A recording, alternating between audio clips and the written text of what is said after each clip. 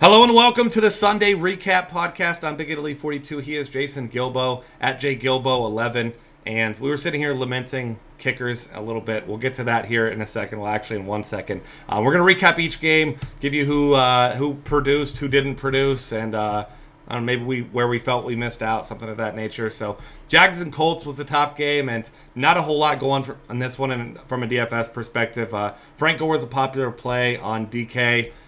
Really didn't do a whole lot here. Obviously, Andrew Luck sat out. That took away a lot of the appeal for the Colts offense. I saw a lot of people bump up Gore a lot, but I personally kind of left him where he was because, if anything, you had to figure maybe the Jags focus more on the running game than Matt Hasselbeck. But Matt Hasselbeck threw the ball almost 50 times in this one, so it was really the one guy that performed at this one dollar-wise was him, and then on the other side you had Allen Hurns having a big game. Yeah. I mean, I didn't expect Hasselbeck to throw the ball 50 times. It's such a low-scoring game, too. You figured he would come out with one more touchdown. But, I bumped down all the receivers. Kobe Fleener was the only one who really benefited from Hasselbeck. In there, he had 83 yards and a touchdown, 9 catches, so that was solid. One thing I'm looking at is Moncrief going forward. 9 targets still, even with Hasselbeck. That's a pretty good indication that he is a true wide receiver, too, in the system. So that's something to keep an eye on going forward. Yeah, absolutely. And then the Allen Robinson thing, he was matched up with Vontae Davis, situation that I never want any part of. And I did have some Allen Hurns, not tooting my own horn because I had him in all the wrong places. So in hindsight, it really didn't even end up mattering for me. If you can have 30 points from a cheap wide receiver all you want, but if you don't pair him with the right guys, definitely not going to matter. Giants and Bills was a frustrating one for anyone with Bills in cash games, so that means pretty much every single person in the world. Carlos Williams and Tyrod Taylor, a duo I had, bailed us all out, or myself and anyone else who had that duo late with that little swing pass, that touchdown pass. And I mean, the Bills play calling this one was really frustrating from a DFS standpoint. We saw multiple times that they just couldn't get even a first down, and they were getting in the red zone, and it was just run. No passes in the red zone. It was a really frustrating one, especially because we saw Charles Clay get targeted a ton outside of the red zone. Even had that touchdown called back on chop block. I mean, I don't know how much I was a believer in that call, but either way, I mean, I'm not giving up on the Bills' offense. Like, they still produced, despite I guess bad play calling, and I mean the Giants' defense did play well, so give them some credit too. Yeah, I mean, each time, the Giants punter was honestly one of the best Giants players in that game because he pinned the Bills down numerous times, but the play calling was bad. Penalties were bad. I'm not blaming it on that because the Bills did drop a ton of passes and were still pretty bad, but they were disappointing. I had a ton of Bills shares, and now I just don't know why. and that's the thing that drives me nuts about Rex Ryan is you see, I get he wants toughness and he wants guys to, take a chance and make plays, but 17 penalties, and we saw multiple times they were keeping drives going, and then, not a single time did we see him go out, yell at the guy or put the guy on the sideline. Yeah. It's just like, that's all right. We're losing the game because of bad mistakes, but that's okay. We'll complain about it in the press conference. It's baffling to me. Like, I like Rex Ryan. I do. I just don't understand the lack of a disciplinarian thing there. The Giants side, we saw Eli Manning had 3 touchdown passes, but, how many of those did he really earn? Because, that Rashad Jennings run, literally, it's almost like he ate that can of spinach like Popeye style before that run because he just looked enormous, and then the push, that was a hell of a run. That kind of sealed the game because, the Bills, I don't know how much of a believer I still am in the Giants' defense necessarily, but, they did play well in this game. So yeah, they did. And that Dwayne Harris touchdown, the Bills didn't even cover him. They figured he's just out there for show. So Eli lucked into another one there. Yeah, absolutely. And then next up, Panthers and Bucs. This was an ugly one, and it was all of the guys that nobody expected that kind of came through. Ted Ginn had 2 touchdowns, but I think he only had 19 total yards on those 2 touchdown catches. So if you punted with him, it worked out well because of the red zone looks. But I think the biggest surprise in this one was got to be Doug Martin. He got some looks in the passing game, which he doesn't normally do. I think he had 5 receptions. Normally see Charles Sims, who actually caught a touchdown pass as well. And the Panthers, despite the fact that they put up so many points, a lot of it was Josh Norman with those 2 picks. One of them ran back to the house. Especially with Dallas, or not Dallas Keuchel, Luke Kuechly. I'm thinking similar names here. Luke Kuechly being out.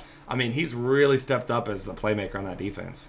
Yeah, I mean, he's one guy that I don't want to touch a wide receiver going up against him. I mean, you looked at Mike Evans this week and you looked up who he was going up against, and that's nothing I don't want to be a part of. And that's going forward. I think even when Julio Jones squares up against him, I'm probably not going to pay that price tag for that matchup. Yeah, it's scary to say. I mean, he's up there in the Vontae Davis category with me now. I mean, the guy looks. I mean, he's calm and he just looks so good back there. I mean, he's like, it almost reminds me. I'm not making the comparison, but the demeanor itself, kind of like a Deion Sanders kind of thing, where he just calm and quiet, and then just boom, he makes his play. Yeah. So, not saying he's Deion Sanders. I'm just saying his demeanor is similar. So, don't get mad at me for that one yet. I'm not saying he won't be.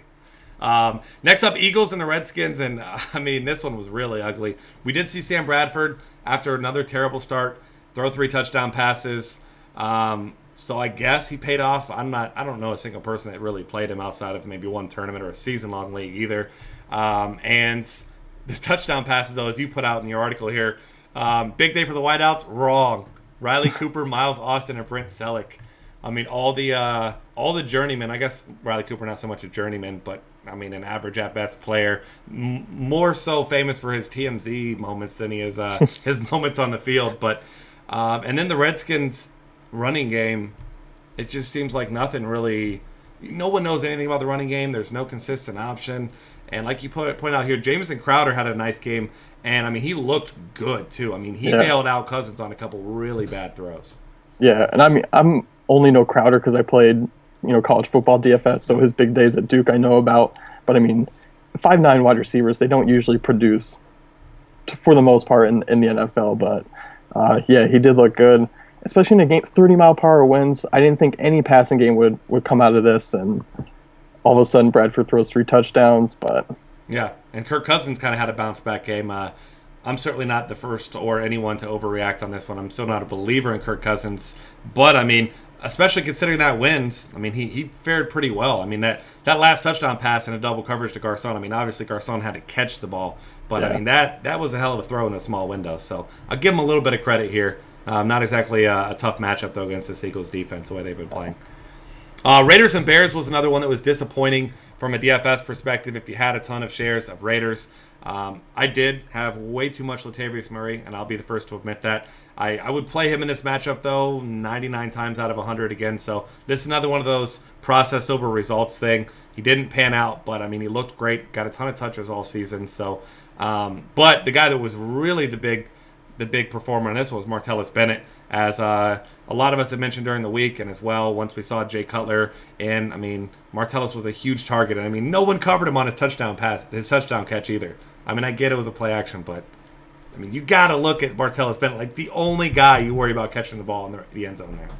Yeah, I mean, Forte put up his points as we expected, but no touchdown. And, that fumble once kind of hurt him a little bit.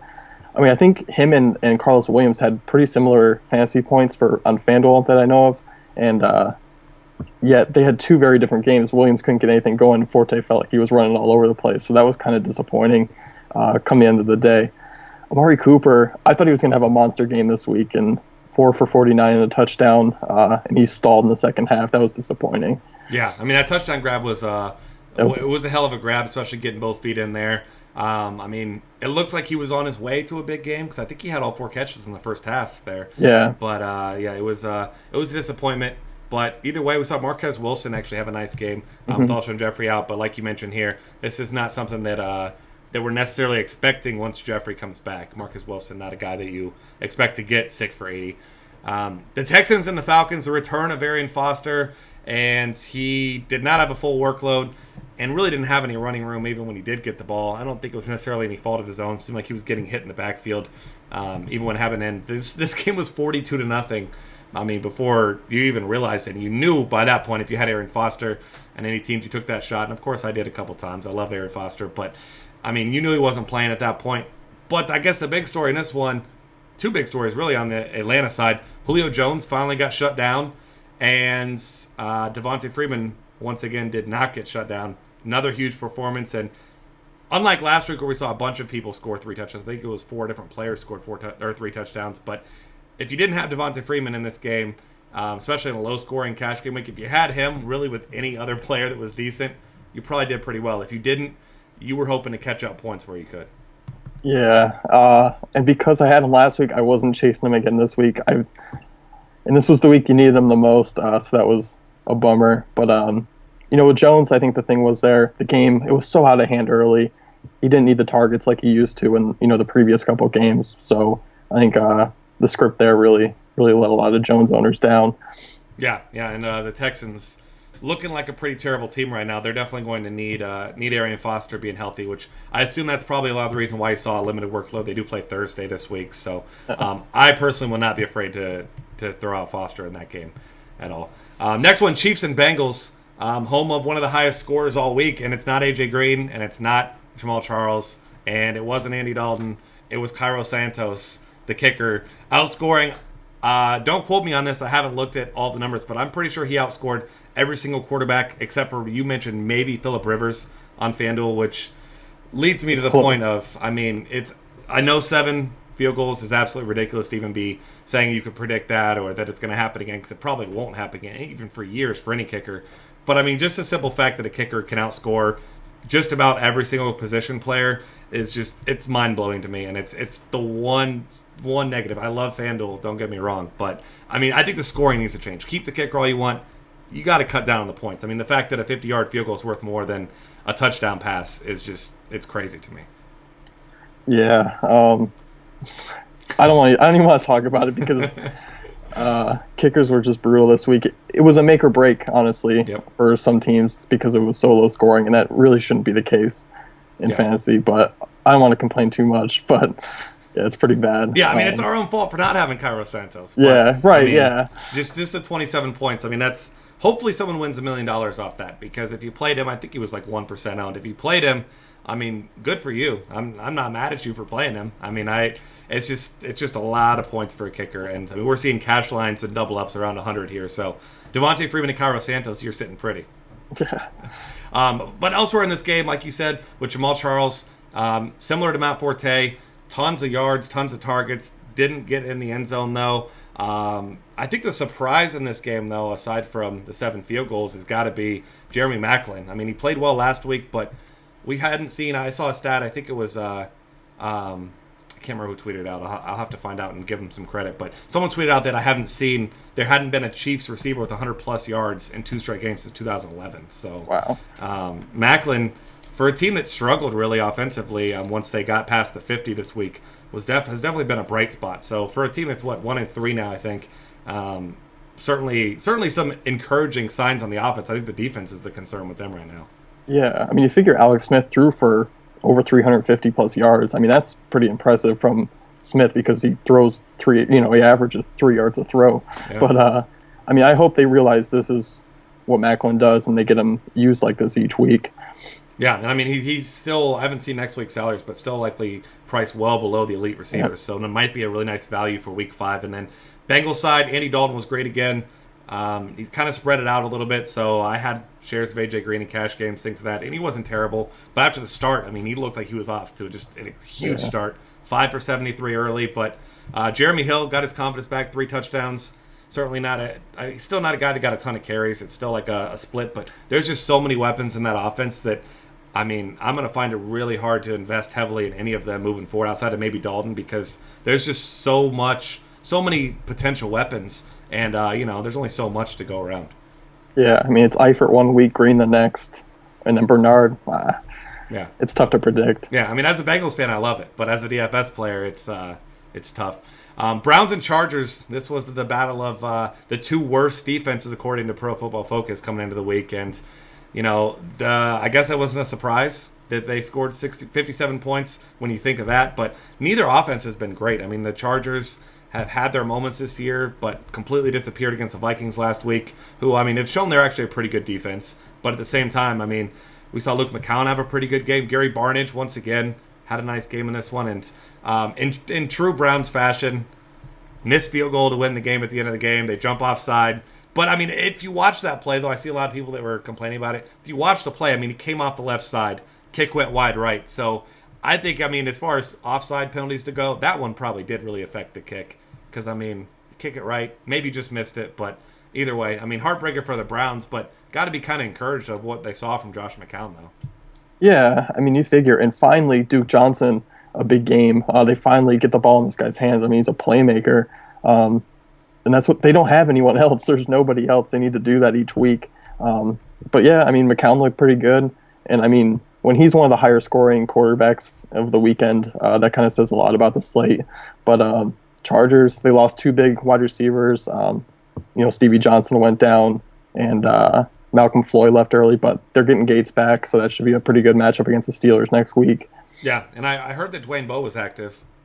I heard that. I didn't see him. Oh, I don't even know. Does he still play in this league? Apparently, he's still getting paid, so good for him. Maybe he and I can switch jobs, and I can just kind of stand on the sideline and just wait. But I mean, there's got to be something to that. It's got to be an injury. Maybe one of the coaches is mad at him. Maybe he insulted someone's wife or kid or something. I don't know. I mean, seems like he's healthy. He was active, just didn't play. And it's not like they have depth at wide receiver to be sitting him out. So yeah. I don't know. It's a weird situation, but I mean, you're not playing Browns wide receivers anyway, at least not if you want to win. Speaking of wide receivers that you wanted to play to win that didn't necessarily pay off, Packers and 49ers. 49ers defense has looked terrible all season, but kudos to them this week. That defense actually really showed up, looked good. I mean, Aaron Rodgers still kind of got his. He was a disappointment if you paid up, but you really weren't missing out if you with any other quarterbacks. It's not like there was a value play that really had a huge game. Like you said, Phillips Rivers had a big game, but that's about it. So Randall Cobb, only 44 yards in this one. Really the key play on this one was the Packers defense. Which we kind of expected. I mean, Kaepernick is awful. I mean, that offense is just terrible. So any defense moving forward against the Niners is going to be in play. But, I mean, James Jones was really the only one outside of the defense to really produce anything at his price. But still, I mean, 17 points against this defense is pretty disappointing. Yeah, I had a couple of Cobb, Jones, Rodgers stacks in tournaments I was really excited about until the end of that first quarter. You kind of just realized this was not the day to have yourself a Packers stack. And obviously I wasn't alone in that. They were probably about 80% owned. Yeah, and I'm still waiting on the big Eddie Lacy week. It's coming. 100 yards, 2 touchdowns. It's coming soon. I mean, and he looks good with the ball, too. I mean, he's running guys over, turning those legs. So, yeah, I'm with you there. That week is coming, and hopefully we'll be around to take advantage of that one. Rams and Cardinals, this one was a stunner to me, honestly. I had tons of Cardinals defense. They've looked incredible all year. Rams offense has looked awful. Tavon Austin had a huge game in this one. And, I mean, Carson Palmer ended up with a decent game here. But, I mean, Arizona just couldn't make that one big play. We saw a couple dropped interceptions, a couple blown coverages. They just didn't look like the defense we've seen the first couple weeks. And, I mean, I certainly am not believing in Nick Foles or Tavon Austin moving forward. So, forget this box score ever happened. I think this was just a product of they made plays at the right times, just enough to win this game. Yeah, I mean, so many teams had off weeks, so it was bound that the Cardinals would fall in that line too. But Todd Gurley, 146 yards on 19 carries. My God, like he just looks scary good. And going forward, if you found the end zone, that would have been a monster score if you played him in tournaments because that's huge. Oh yeah, and that fourth quarter especially. And I mean, the fact that he slid down at the 8-yard line, I'm sure there's someone who was top 50 in some big tournament screaming at their TV, but technically the right move, I guess. I mean, to see a rookie make a play like that, not only for his first touchdown. Yeah, and I mean, just it was really impressive. He was a guy that, I mean, some people were high on him, some people were low. Either way, I mean, it's hard not to be excited about his prospects moving forward after running the way he was running, and against a really tough defense too. Yeah. Vikings and Broncos ended up being a defensive battle. Peyton Manning had a really, really poor game. I had way too many shares of Demaryius Thomas, who he left the game, but ended up 9 for 93. And C.J. Anderson, first drive, looked like he was back.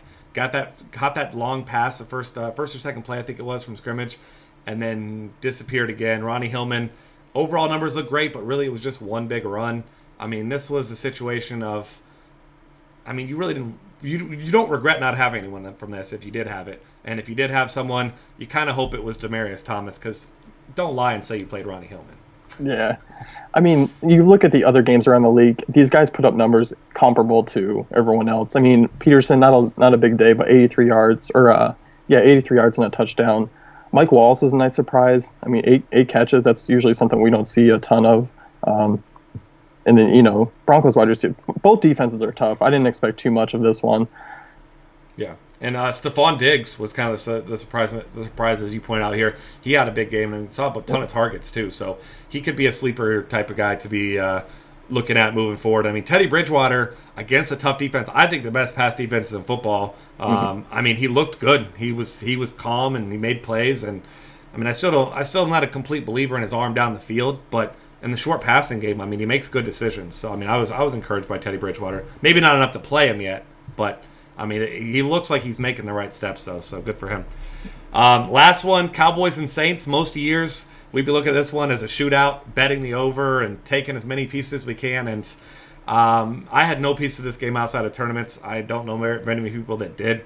And C.J. Spiller had that last touchdown, the 80-yard touchdown, which they decided not to cover him in true, I guess, 2015 Cowboys fashion. It's not like this has been a trend, but I mean, this season it's been Brandon Weeden putting them in a spot where they can win, and the defense just blowing it all up. So not a whole lot to miss out on this one. No, I mean, this game was from injuries, everything on the Cowboys, and losing Lance Dunbar last night, that's brutal. I mean, Going forward, they don't have anything left. I mean, Brandon Weeden hasn't been bad. I mean, but still, Terrence Williams is out there, I guess, Cole Beasley, but a team I'm just avoiding going forward. And then Spiller, I mean, really, that big catch was all he had. If he didn't hit that, it was going to be another bust game for Spiller. After reports said he was going to see the ball a ton. Yeah, absolutely, which is the only reason I ended up getting a couple lucky shares of him in some tournaments. But still a guy that, I mean, until I see him be the Darren Sproles type back in that offense, it's just hard to have faith in. I mean, Mark Ingram still looked good when he was running, but I mean, the volume's just not there. There's just so many running backs that touch the ball in that offense. I mean, so many guys at every position, really. So it's tough to hone in on anyone. But, I mean, Drew Brees, for not being 100%, actually looked pretty good. But still not a guy I'll have a ton of shares of until I see him be the old Drew Brees, if that ever happens again. So definitely a much different week than it was last week, much lower scoring. So hopefully you hit on a couple of these big plays, hopefully a little bit more of them than most people did. And hopefully you had yourself some Cairo Santos, too, and made yourself some 7 field goal money. But either way, thanks for hanging out with us. Find us on Twitter at DF Cafe. Subscribe to our YouTube channel. Check out the rest of our great content at dailyfantasycafe.com.